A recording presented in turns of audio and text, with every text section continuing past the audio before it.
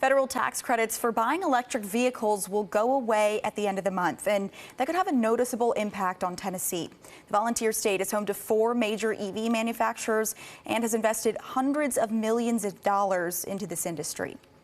The clock is ticking for potential buyers of electric vehicles. Once the month ends, so will some of their savings. The $7,500 federal tax credit for buying a new EV and $4,000 credit for buying a used one will disappear September 30th, and that could put the brakes on the EV industry's momentum in Tennessee. Those are both really important consumer incentives to encourage folks to take a closer look at an electric vehicle, and those will be going away at the end of the month. According to the Tennessee Department of Economic and Community Development, the state has made more than $16 billion in capital investments in the EV industry since 2017. More than 191,000 EVs have been made in Tennessee since 2013.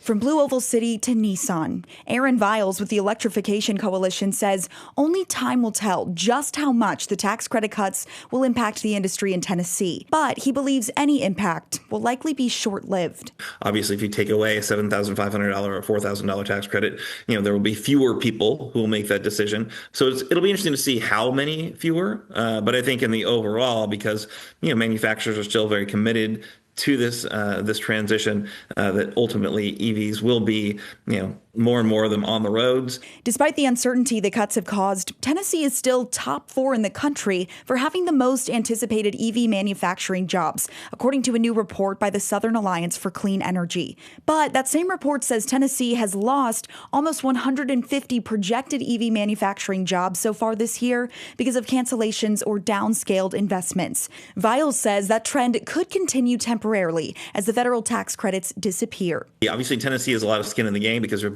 it's one of the bigger states in terms of those EV investments.